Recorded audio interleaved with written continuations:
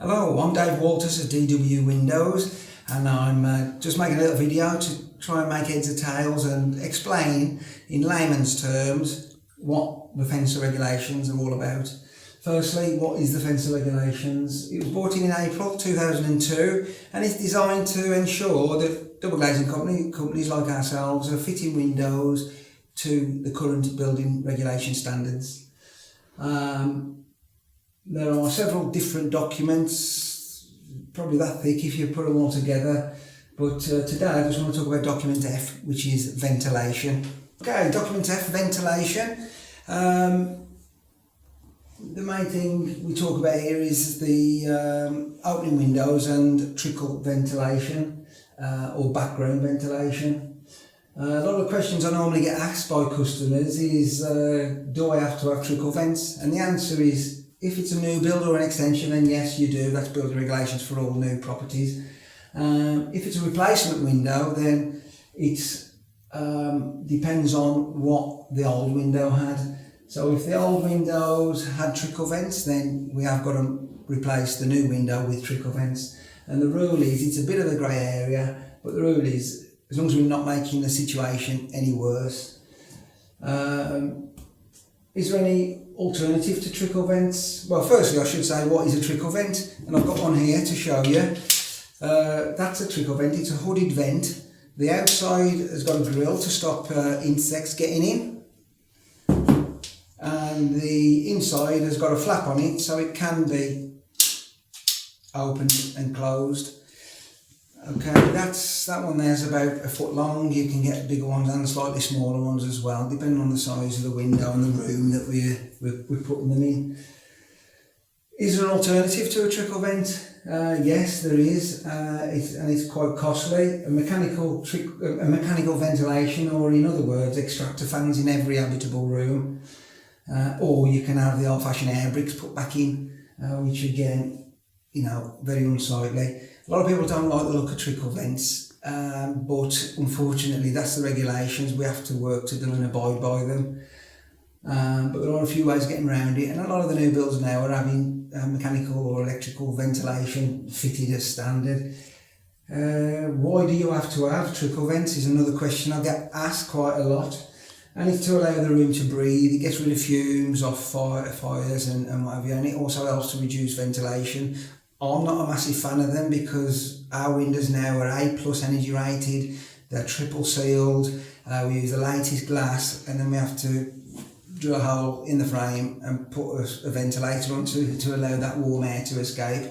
But in that warm air you get a lot of vapour and condensation, and without background trickle vents you can get a build-up of condensation in certain rooms.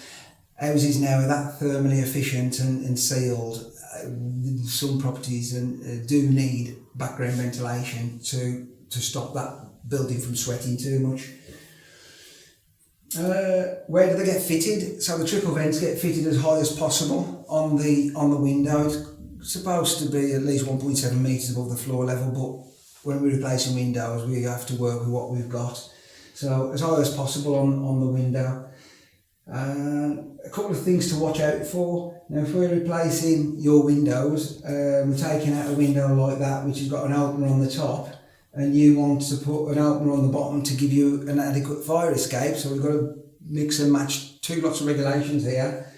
That would not pass the current regulations because you've removed the top ventilation from that window. You've achieved your fire escape, but you've got no high level ventilation. So another way of getting around that, which is this one here, which would be perfectly fine. You're retaining the little top opener, but you're putting a big opener at the bottom as well to give you your fire escape. Or you could do this, but put a trickle vent in the top of the window in the frame. Or you could have a full side opening or a top push-out opener. Because once that window's open, warm air and vapour can escape from the top of that window. The reason it has to be high up is, as you know, warm air rises, warm moist air will rise and escape through that open window. Okay, continuing on with ventilation, there are two main types. We've discussed the first one, the background ventilation, which is the trickle vents, and the other method is the purge ventilation, which is opening windows. Opening windows need to be 1/20th of the floor area of a room. So for example, a room that's 10 metres by 10 metres, 100 square metres, that's a massive room by the way.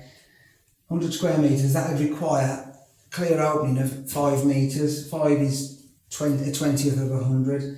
A lot of rooms are 3 metres by 3 metres, so you end up needing an opener about 600. A standard fire escape opener will achieve your fire escape and your ventilation in most standard domestic rooms. Another couple of things that I haven't put on there. Do you need a ventilator, a trickle vent or an opening window on every single room? The answer is no, as long as it achieves your 1/20th of that room area. So you may have a door in that room, so that would potentially be adequate, because you can class doors as openers as well, obviously, because they will open as and when. So there we go. I've tried to break it down. I have missed a lot of the technical stuff out, but it's just trying to explain stuff, like I say, in layman's terms. If you need any more advice, check our website www.dwwindows.co.uk or give us a call. We've got a free phone number, 0800 999 0909. We've got 3 branches, one in Cosley, which is our head office, one in Sedgley, and we have a fairly new showroom on the Stafford Road, Ford Houses, Wolverhampton. Thanks for listening. Speak to you soon. Bye.